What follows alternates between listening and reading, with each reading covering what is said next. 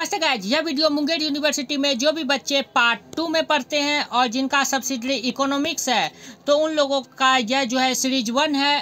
तो चलिए, इससे पहले आप लोगों को सीरीज 1 बताऊं, इससे पहले आप लोगों को बता दूं कि इसका जो है आप लोगों को पीडीएफ टेलीग्राम चैनल पर मिल जाएगा। टेलीग्राम चैनल का लिंक डिस्क्रिप्शन में दिया गया है, तो आप लोग टेलीग्राम चैनल से जुड़ना बिल्कुल भी ना भूलें, या फिर आप टेलीग्राम पर जाकर KSRM फैमिली सर्च मारकर भी टेलीग्राम चैनल से जुड़ सकते हैं। तो चलिए सीरीज 1 का शुरू करते हैं, इकोनॉमिक सब्सिडरी का पार्ट 2 का। तो देखिए, सबसे पहले आप लोगों को बता दूं कि ये सब आप लोगों को चैप्टर हैं आप लोगों के जो सब्सिडरी है। तो फर्स्ट है व्यष्टि एवं समष्टि अर्थशास्त्र, जिसे माइक्रो एंड मैक्रो इकोनॉमिक्स कहा जाता है। उपभोक्ता का मांग का सिद्धांत, उपयोगिता विश्लेषण, ये जो रेड से लिखा गया है वो आप लोगों का सब्सिडरी का सिलेबस है। ये सब आप लोगों को पढ़ना है, देख लीजिए मॉड्यूल 2, 2, 4 ये सब दिया गया है, ये सब आप लोगों को पढ़ना है, ये सब सिलेबस है। इसके अतिरिक्त आप लोगों को टेलीग्राम चैनल पर इसका सिलेबस प्रोवाइड कर दिया गया है इंग्लिश में, और यहाँ पर आप लोगों को हिंदी इंग्लिश दोनों में मिलेगा। ये सिर्फ माइक्रो इकोनॉमिक्स का दिया गया है, और फिर मैक्रो इकोनॉमिक्स का जो है वो पेपर थर्ड में आप लोगों को मिलेगा, जो कि पार्ट 2 का पेपर थर्ड है उसमें मिलेगा, और जो कि आपके सब्सिडरी से मैच खाता है। अर्थात जो भी बच्चे इकोनॉमिक्स में ऑनर्स में पेपर 1 पार्ट 1 में लिए हों और फिर पेपर थर्ड पार्ट 2 में लिए हों, उन दोनों का जितना सिलेबस है वो उसमें से कुछ सिलेबस आप लोगों के टॉपिक से हैं। तो आप लोगों को इस सब पे उतना ध्यान नहीं देना है, आप लोगों को सिर्फ बस ये आप लोगों को बता दिया कि ये सब आप लोगों का चैप्टर से रिलेटेड है। तो इसमें हम लोग आपको माइक्रो इकोनॉमिक्स के बारे में बताएंगे, और फिर मैक्रो इकोनॉमिक्स भी बुक अभी अवेलेबल नहीं है। मैक्रो इकोनॉमिक्स जब आएगी तो उसके भी बारे में बताया जाएगा। तो अभी आप लोगों को बुक से जितने भी ऑब्जेक्टिव निकलेंगे वो सारे ऑब्जेक्टिव निकाले जाएंगे। तो चलिए शुरू करते हैं यह वीडियो। तो ये देखिए, सबसे पहला आप लोगों का बुक का ऑब्जेक्टिव है, कौन सा अर्थशास्त्री वृहत अर्थशास्त्र से जुड़ा है। तो हात्रे जो है वो अर्थशास्त्री वृहत अर्थशास्त्र से जुड़ा है। नेक्स्ट है वस्तु कीमत सिद्धांत किसका अंग है। तो वस्तु कीमत सिद्धांत वो सूक्ष्म आर्थिक विश्लेषण का अंग है। नेक्स्ट है कीमत में वो संतुलनों की एक श्रृंखला साम्य की एक परिवर्तन स्थिति उत्पन्न करती है, यह कथन संबंधित है। तो चलिए ऑप्शन देखते हैं। सरल सूक्ष्म स्थितिकी से ये नहीं होगा, सूक्ष्म प्रावैगिकी से ये बिल्कुल सही है। सी नंबर हो जाएगा इसका आंसर। कीमत में असंतुलनों की एक श्रृंखला साम्य की एक परिवर्तन स्थिति उत्पन्न करती है, यह कथन किससे संबंधित है। तो सूक्ष्म प्रावैगिकी से। नेक्स्ट है हेरल्ड एवं डोमर ने अपने विकास सिद्धांतों को केंद्रित किया, तो वो बृहत अर्थशास्त्र पर केंद्रित किया था। नेक्स्ट क्वेश्चन है वृहत प्रावैगिकी के कौन समर्थन अर्थशास्त्री नहीं है, यहाँ नहीं कह रहा है। तो चलिए ऑप्शन देखते हैं। J.M. किन्स ये तो है नहीं, कैले की ये हैं, हेरल्ड डोमर ये भी हैं, और फिर सैमुअलसन ये भी हैं। तो option number B, C, D ये हैं, लेकिन यहाँ पूछ रहा नहीं है, तो इसलिए इसका आंसर हो जाएगा A अर्थात J.M. किन्स। नहीं पूछ रहा है तब फिर इसका आंसर हो जाएगा J.M. किन्स। अब चलिए नेक्स्ट देखते हैं। नेक्स्ट आप लोगों का है पूर्ण संतुष्टि से आशय है। तो चलिए ऑप्शन, तो पूर्ण संतुष्टि से आशय ऑप्शन देखते हैं। जहां कुल उपयोगिता अधिकतम एवं सीमांत उपयोगिता शून्य हो, तो बिल्कुल सही, एक नंबर यहाँ आप लोगों का ऑप्शन सही हो जाएगा। जहां कुल उपयोगिता अधिकतम एवं सीमांत उपयोगिता शून्य हो उसे ही पूर्ण संतुष्टि कहते हैं। नेक्स्ट है सीमांत उपयोगिता से तात्पर्य है। तो चलिए ऑप्शन देखते हैं। उपभोग की अंतिम इकाई से प्राप्त उपयोगिता, बिल्कुल सही, ऑप्शन नंबर ए ही इसका करेक्ट हो जाएगा। सीमांत उपयोगिता से क्या तात्पर्य है, तो उपभोग की अंतिम इकाई से प्राप्त उपयोगिता। नेक्स्ट है सीमांत उपयोगिता वक्र।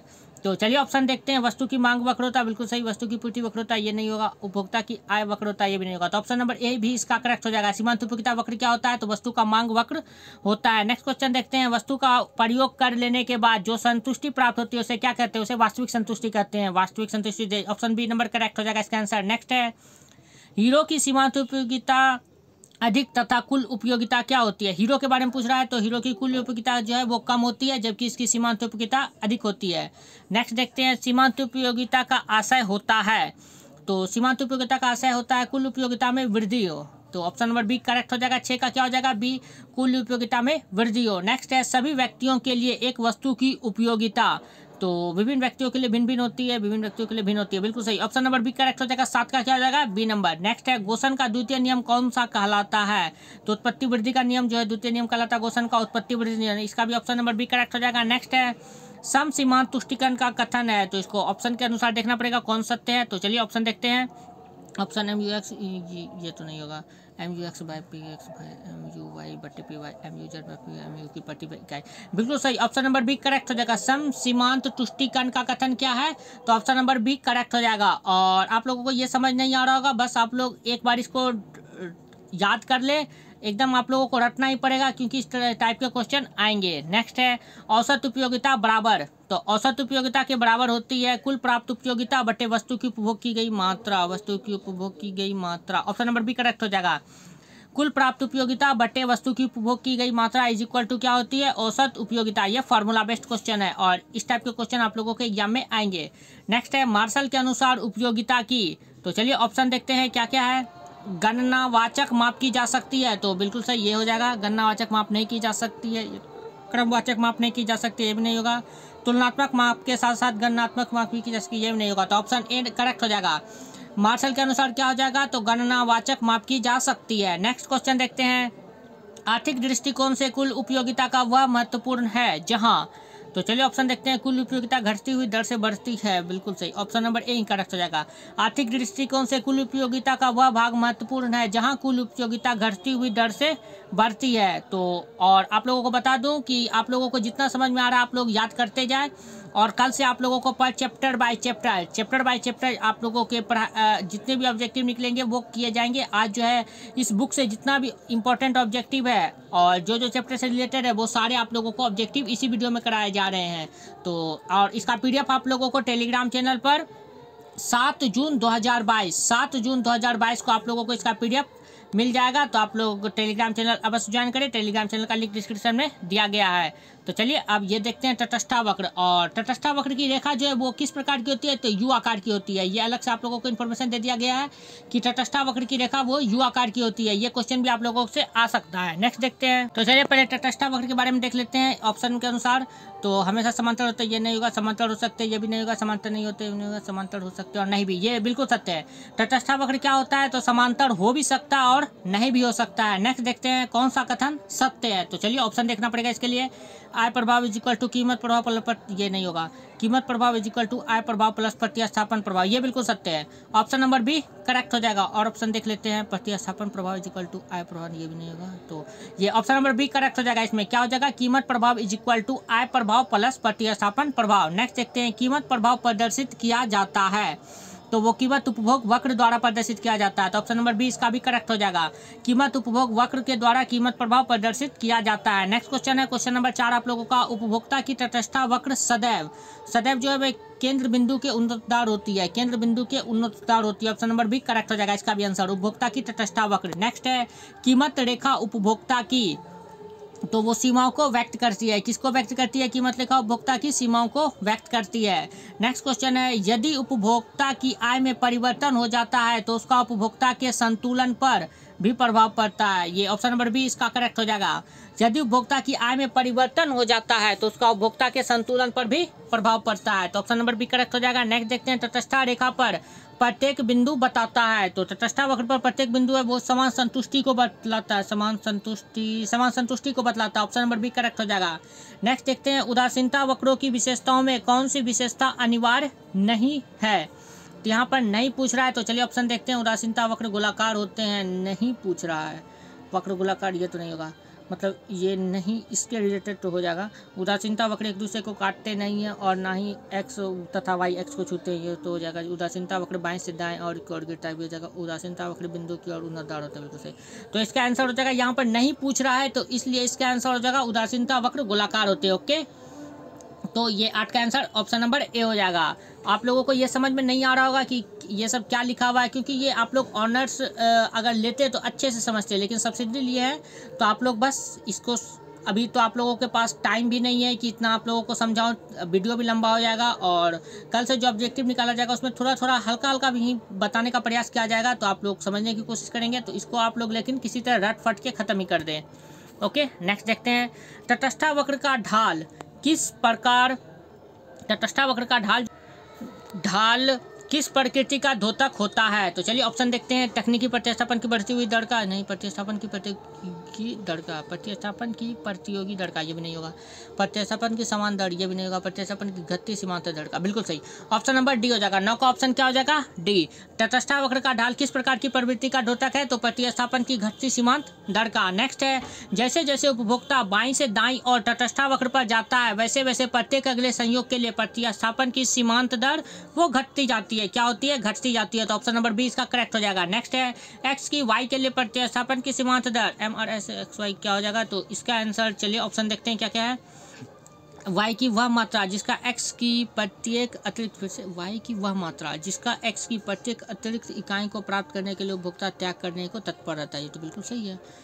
y की वह मात्रा जिसका x की प्रत्येक अतिरिक्त इकाई को प्राप्त करने के लिए उपभोक्ता त्याग करने को तत्पर होता है हमारा XY, बिल्कुल सही। ऑप्शन नंबर ए ही करेक्ट हो जाएगा। इसका आंसर क्या हो जाएगा? ऑप्शन नंबर ए करेक्ट हो जाएगा। आप चलिए नेक्स्ट देखते हैं। क्वेश्चन नंबर 12 आप लोगों का। क्वेश्चन नंबर 12 है, उदासीनता मानचित्र में कितने उदासीनता वक्र होते हैं? तो जितना चाहे उतना उदासीनता वक्र होते हैं उदासीनता मानचित्र में। ओके, तो इसका आंसर हो जाएगा ऑप्शन नंबर सी। नेक्स्ट है, तटस्थ वक्र की प्रमुख मान्यता कौन सी है? तो चलिए ऑप्शन देखते हैं। विवेकपूर्ण व्यवहार, ये भी सही है। प्राथमिक फलन की जानकारी, ये भी सही है। वास्तु का समरूप एवं विभाजनीय होना, ये भी सही। इनमें से सभी हो जाएगा। इसका आंसर क्या हो जाएगा? तटस्थ वक्र की प्रमुख मान्यता कौन सी है? तो विवेकपूर्ण व्यवहार, प्राथमिक फलन की जानकारी, वस्तु की समरूप एवं विभाजनीय होना, तो इसलिए इसका आंसर हो जाएगा इनमें से सभी। नेक्स्ट है, एक तटस्थ वक्र के विभिन्न बिंदुओं पर उपभोक्ता को, तो चलिए ऑप्शन देखते हैं। अलग अलग संतुष्टि प्राप्त होती है, नहीं समान संतुष्टि प्राप्त होती है, बिल्कुल सही। एक तटस्थ वक्र के विभिन्न बिंदुओं पर उपभोक्ता को क्या होती है? तो समान संतुष्टि प्राप्त होती है। अब चलिए नेक्स्ट क्वेश्चन देखते हैं। नेक्स्ट क्वेश्चन है आप लोगों का, यदि किसी वस्तु की कीमत में 50% की वृद्धि होती है किंतु मांग में केवल 10% की कमी होती है, तो ऐसी मांग को, ये क्वेश्चन आप लोगों का बहुत ही ज़्यादा इंपॉर्टेंट है, इसे आप लोग वेरीफाइड करके लिख लें। इस टाइप के क्वेश्चन आप लोगों के पूछे जाएंगे लोचदार बेलोचदार से। तो चलिए इसमें देखते हैं। इसमें क्या कह रहा है कि वस्तु का कीमत में 50% का वृद्धि किया जाए लेकिन उसका मांग में केवल 10% ही किया जाए, मतलब वो उपयोगिता वस्तु है आप लोगों के लिए, तो कितना भी उसका दाम कर दिया जाए तो लेकिन 10% ही उसकी मांग में कमी होती है। तो ऐसे वस्तु को हम लोग कहते हैं, ऐसे वस्तु को हम लोग इकाई से कम लोच मांग अथवा बेलोच मांग कहते हैं। क्या कहते हैं? इकाई से कम लोच और मांग अथवा बेलोच मांग कहते हैं। ये इकाई से कम लोच हो जाएगा और या फिर आप कह सकते हैं बेलोच मांग कहते हैं। ओके, नेक्स्ट देखते हैं। एक सीधी मांग रेखा एक्स अक्ष को छूती है तो उस बिंदु पर मांग की लोच शून्य होती है। उस बिंदु पर मांग की लोच क्या होगी? तो शून्य होगी। नेक्स्ट क्वेश्चन है, जिन वस्तुओं पर आय का बहुत थोड़ा भाग व्यय किया जाता है उन वस्तुओं की लोच होती है, उन वस्तुओं की लोच बेलोचदार होती है। और ये क्वेश्चन भी आप लोग वेरीफाइड करके लिख ले कि जिन वस्तुओं पर आय का बहुत थोड़ा भाग व्यय किया जाता है उन वस्तुओं की लोच क्या होती है? तो बेलोचदार। नेक्स्ट है, मांग की आय लोच होती है, तो मांग की आय लोच होती है धनात्मक। क्या होती है? धनात्मक। नेक्स्ट क्वेश्चन है, मांग की आड़ी लोच पर का विचार किस अर्थशास्त्री ने दिया था? यह क्वेश्चन भी इंपॉर्टेंट है। तो चलिए ऑप्शन देखते हैं। रॉबर्ट टिफिन, ये तो नहीं दिया था। मांग की आड़ी लोच का मूल, ये भी नहीं दिया था। मार्शल, ये भी नहीं दिया था। तो इसका आंसर क्या हो जाएगा? इनमें से कोई नहीं। मांग की आड़ी लोच का विचार किस अर्थशास्त्री ने दिया था? तो इन तीनों का ऑप्शन में नहीं है, तो इसका आंसर क्या हो जाएगा? इनमें से कोई नहीं। नेक्स्ट क्वेश्चन है, मांग की आड़ी लोच है, तो इसका तो हो जाएगा मांग में संबंध हो जाएगा और कीमत में एक्स वस्तु की मांग में अनुपातिक परिवर्तन बटे वाई वस्तु की कीमत में अनुपातिक परिवर्तन, बिल्कुल सही।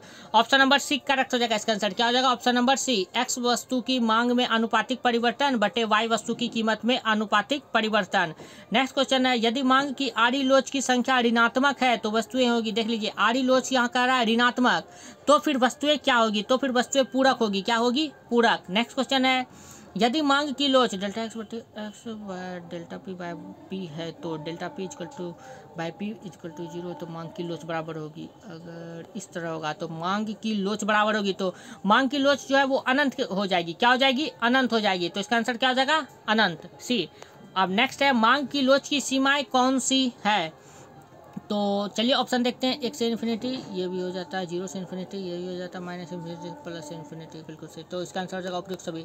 मांग की लोच की सीमाएं कौन सी है? तो प्रयुक्त सभी। यहाँ सीमाएं पूछ रहा है तो फिर उपयुक्त सभी होगा। ओके, नेक्स्ट देखते हैं। जिन वस्तुओं की उपयोगिता धीरे धीरे गिरती है उनकी मांग होती है, तो उनकी जिन वस्तुओं की उपयोगिता धीरे धीरे ह्रास होती है, गिरते जाती है, उन वस्तुओं की मांग क्या होती है? लोचदार होती है। क्या होती है? लोचदार होती है।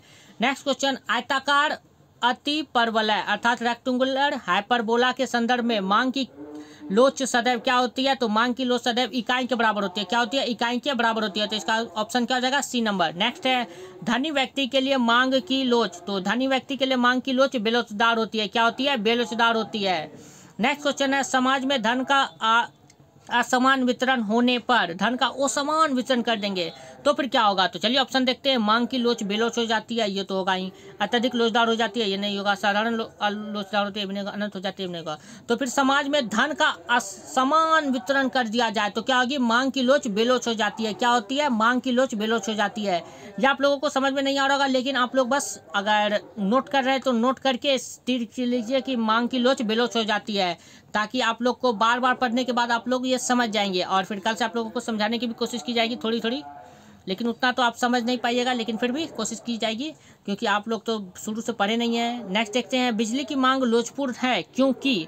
तो चलिए ऑप्शन देखते हैं। यह बहुत महंगी है, नहीं, इस बात तो नहीं होगा। इसके अनेक निकट स्थान उपलब्ध है, ये भी नहीं होगा। इसके अनेक वैकल्पिक प्रयोग है, बिल्कुल सही।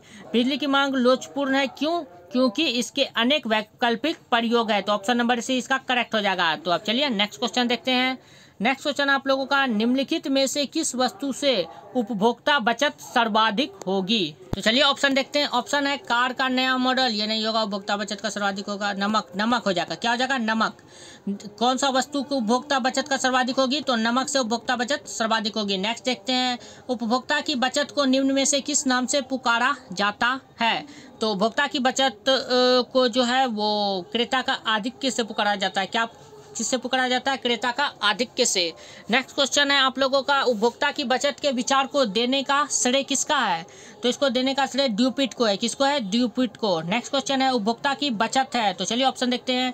वह अतिरिक्त मात्रा जो उपभोक्ता खरीद लेता है, ये नहीं होगा। उपभोक्ता द्वारा प्राप्त आनंद, ये भी नहीं होगा। निजी कीमत पर वस्तुएं खरीद लेना, ये भी नहीं होगा। संभावित कीमत एवं वास्तविक कीमत में अंतर, ये हो जाएगा। उपभोक्ता की बचत है क्या? सो संभावित कीमत एवं वास्तविक कीमत में अंतर को ही उपभोक्ता की बचत कहते हैं। जितना उसका कीमत होगा और वास्तविक कीमत में जितना अंतर होगा उसे ही उपभोक्ता की बचत कहते हैं। नेक्स्ट क्वेश्चन देखते हैं। नेक्स्ट क्वेश्चन है उपभोक्ता की बचत अनंत होती है, तो अनिवार्यता में अनंत होती है। क्या होती है उपभोक्ता की बचत? अनंत। अनिवार्यता में अनंत होती है। नेक्स्ट क्वेश्चन है उपभोक्ता की बचत की धारणा का आधार होता है, तो उपयोगिता ह्रास का नियम कहलाता है। क्या कहलाता है? उपयोगिता ह्रास का नियम। उपभोक्ता की बचत की धारणा का आधार क्या होता है? उपयोगिता ह्रास का नियम।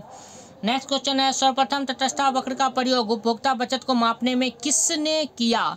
तो इसका प्रयोग जे.आर. हिक्स ने किया था। किसने किया था? जे.आर. हिक्स ने किया था। नेक्स्ट क्वेश्चन है मार्शल के उपभोक्ता बचत की धारणा से मान्यता है, तो पूर्ण प्रतियोगिता का मान्यता है। किसका मान्यता है? पूर्ण प्रतियोगिता का। नेक्स्ट क्वेश्चन है उपयोगिता के आधार पर किस अर्थशास्त्री ने उपभोक्ता की बचत की व्याख्या की है? तो इसकी व्याख्या जो है वो मार्शल ने की है। किसने की है? प्रोफेसर मार्शल ने।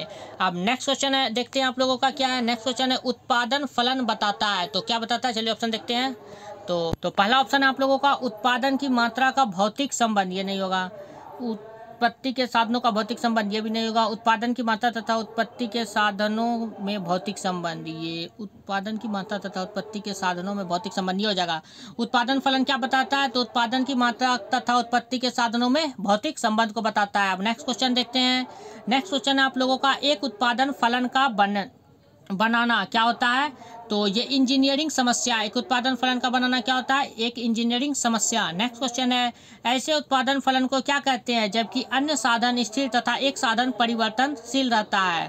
तो ऐसे साधन को जो अल्पकालीन साधन कहते हैं। क्या कहते हैं? अल्पकालीन। नेक्स्ट क्वेश्चन है सीमांत उत्पादन के ऋणात्मक होने को कहते हैं, तो उत्पादन फलन की तीसरी अवस्था। उत्पादन फलन की तीसरी अवस्था कहते हैं। सीमांत उत्पादन के ऋणात्मक होने को क्या कहते हैं? तो उत्पादन फलन की तीसरी अवस्था।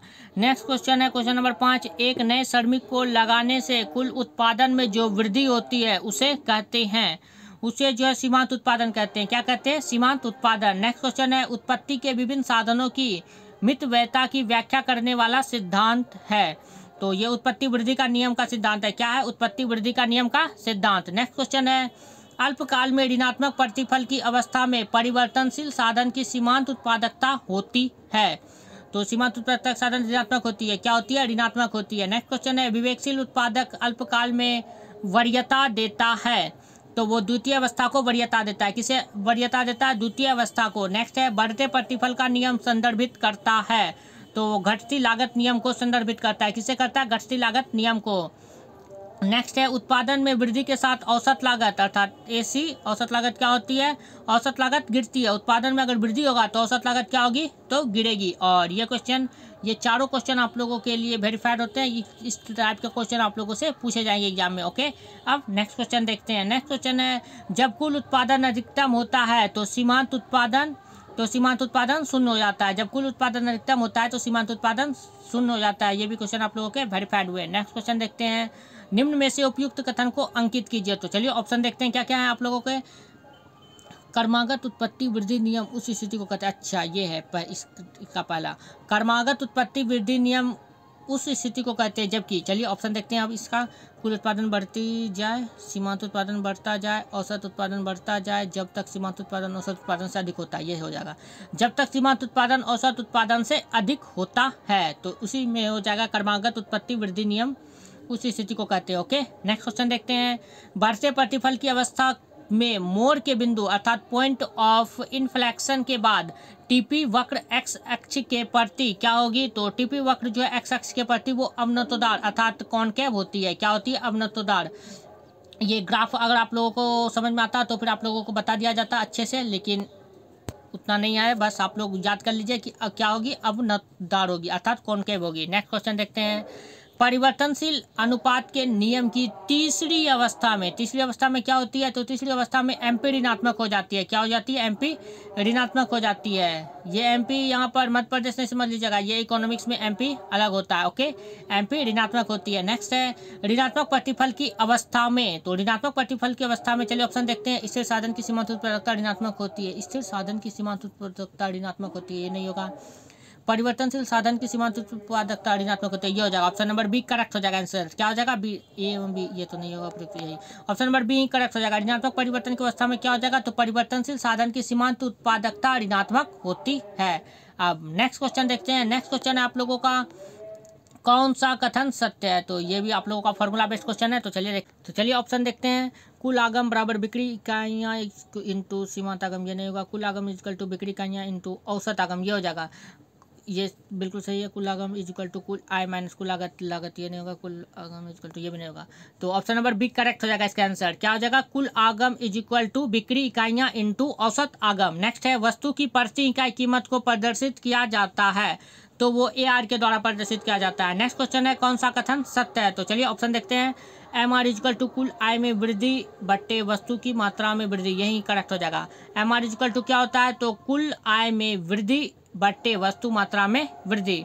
नेक्स्ट क्वेश्चन है मांग वक्र होता है तो AR होता है। मांग वक्र क्या होता है? AR होता है। नेक्स्ट क्वेश्चन देखते हैं। नेक्स्ट क्वेश्चन है अपूर्ण प्रतियोगिता में क्या होता है? तो अपूर्ण प्रतियोगिता में होता है AR greater than MR, AR greater than MR। Option number B correct हो जाएगा इसका आंसर। अपूर्ण प्रतियोगिता में क्या होता है? AR greater than MR। Next है श्रीमती जॉन रॉबिन्सन के अनुसार। तो जॉन रॉबिन्सन के अनुसार क्या था? AR equal to MR E/E-1। Option number A ही करेक्ट हो जाएगा इसका। श्रीमती जॉन रॉबिन्सन के अनुसार क्या हो जाएगा? AR equal to MR E/E-1। Next है कौन सा कथन सत्य है? तो चलिए इसका ऑप्शन देखना पड़ेगा। E इक्वल टू औसत आगम बट्टे औसत आगम माइनस सीमांत आगम, औसत आगम बट्टे औसत आगम माइनस सीमांत आगम, यही करेक्ट हो जाएगा। इसमें ये करेक्ट हो जाएगा option number A he. Next है इसे आप लोग को याद करना ही पड़ेगा, रटना ही पड़ेगा किसी तरह, क्योंकि आप लोग को ये समझ में आ ही नहीं रहा होगा। नेक्स्ट देखते हैं अपूर्ण प्रतियोगिता में MR वक्र AR वक्र, MR वक्र AR वक्र, तो क्या होता है? इसकी तुलना में तीव्र गति से नीचे गिर जाता है। MR वक्र जो है वो AR वक्र की तुलना में अधिक नीचे गिर जाता है। कौन? MR वक्र। तो ऑप्शन नंबर बी करेक्ट हो जाएगा इसका आंसर। कौन सा कथन सत्य है? तो चलिए ऑप्शन नंबर 9 देखते हैं। MRN इक्वल टू TRN+1 - ये ऑप्शन नंबर ए ही करेक्ट हो जाएगा इसका आंसर। कौन हो जाएगा? ऑप्शन नंबर ए ही करेक्ट हो जाएगा। और जहाँ पर क्या हो जाएगा? MRN इक्वल टू NV इकाई की सीमांत आगम और TRN+1 जो है इकाइयों का कुल आगम होता है। TRN इक्वल टू N का इकाई का कुल आगम होता है, जहाँ TRN+1 N-1 जो है वो इकाइयों का कुल आगम हो जाता है। ओके, अब नेक्स्ट देखते हैं कौन सा कथन सत्य है? तो इसमें भी फिर से ऑप्शन देखना पड़ेगा सब। कुल लाभ इक्वल टू कुल आगम माइनस कुल लागत, ये नहीं होगा। कुल लाभ इक्वल टू औसत लाभ इंटू कुल इकाई संख्या, ये भी नहीं होगा। अब चलिए ऑप्शन नंबर बी देखते हैं। औसत लाभ बराबर औसत आगम माइनस औसत लागत, बिल्कुल सही, ऑप्शन नंबर बी करेक्ट हो जाएगा। कौन सा कथन सत्य है, तो ऑप्शन नंबर बी हो जाएगा। औसत लाभ बराबर फॉर्मूला होता है औसत आगम माइनस औसत लागत, तो ये ऑप्शन नंबर 10 का बी नंबर करेक्ट हो जाएगा। अब नेक्स्ट क्वेश्चन देखते हैं आप लोगों का क्या इंपॉर्टेंट। नेक्स्ट क्वेश्चन है, पूर्ण प्रतियोगिता के अंतर्गत कोई भी फर्म स्वयं वस्तु का मूल्य निश्चित नहीं कर सकती है, वरन वस्तु का मूल्य उस उद्योग की संपूर्ण, तो ऑप्शन देखते हैं। मांग द्वारा निर्धारित होता है, नहीं पूर्ति द्वारा निर्धारित होता है, ये भी नहीं होगा। मांग एवं पूर्ति की सापेक्षिक शक्तियों द्वारा निर्धारित होता है, ये हो जाएगा। ऑप्शन नंबर सी करेक्ट हो जाएगा। क्या हो जाएगा, मांग एवं पूर्ति की सापेक्षिक शक्तियों का द्वारा निर्धारित होता है। नेक्स्ट क्वेश्चन है, मार्शल के अनुसार कीमत निर्धारण में तो मांग पक्ष व पूर्ति पक्ष दोनों आवश्यक होता है, मांग पक्ष व पूर्ति पक्ष दोनों आवश्यक होता है, ऑप्शन नंबर सी करेक्ट हो जाएगा। नेक्स्ट क्वेश्चन है, समय तत्व कीमत निर्धारण में एक महत्वपूर्ण भूमिका निभाता है, यह कथन प्रस्तुत किया है, तो यह कथन जो है वो मार्शल ने प्रस्तुत किया है कि समय तत्व कीमत निर्धारण में एक महत्वपूर्ण भूमिका निभाता है। किसने प्रस्तुत किया है, तो मार्शल ने। नेक्स्ट है, जैसे जैसे समयावधि बढ़ती जाती है वैसे वैसे कीमत निर्धारण में जो है पूर्ति पक्ष सबल और मांग पक्ष कमजोर हो जाता है। क्या हो जाता है, पूर्ति पक्ष सबल और मांग पक्ष कमजोर हो जाता है। नेक्स्ट क्वेश्चन है, सामान्य लाभ एक अंग है किसका, तो सन्निहित लागत अर्थात इम्प्लिसिट कॉस्ट का। किसका, सन्निहित लागत अर्थात इम्प्लिसिट कॉस्ट का सामान्य लाभ एक अंग है। नेक्स्ट क्वेश्चन है, कौन सा कथन सत्य है, तो चलिए ऑप्शन देखना पड़ेगा इसके लिए।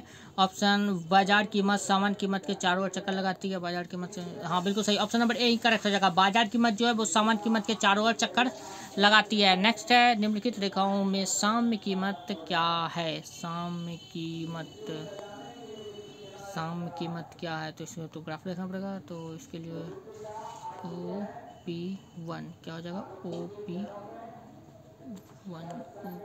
ऑप्शन नंबर सी करेक्ट हो जाएगा। आप लोगों को समझ नहीं आ रहा, इसको आप लोग इग्नोर करिए, इसका वैसे आंसर हो जाएगा OP1। नेक्स्ट है, वस्तु की पूर्ति में मांग में हुए परिवर्तनों के अनुसार पूर्ण समायोजन किस समयावधि के अंतर्गत संभव है, तो यह जो है दीर्घकाल में संभव है। कब संभव है, दीर्घकाल में संभव है। नेक्स्ट है, सुरक्षित मूल्य अर्थात रिजर्व प्राइस वह मूल्य है जिससे कम मूल्य पर उत्पादक अथवा विक्रेता वस्तु को बेचने से मना कर देता है, तो इसका आंसर हो जाएगा बिल्कुल सही हो जाएगा ये कथन। सुरक्षित मूल्य अर्थात रिजर्व प्राइस वह मूल्य है जिससे कम मूल्य पर उत्पादक अथवा विक्रेता वस्तु को बेचने से मना कर देता है, तो ये सही हो जाएगा।